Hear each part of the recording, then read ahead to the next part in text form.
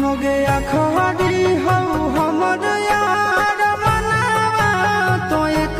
बेर बात कर लगे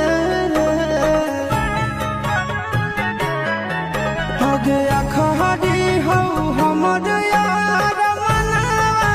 तो एक बेर बात कर लगे हो गे सुनाया गावा हो भरती पटनवा में आके मुलाकात कर लेगे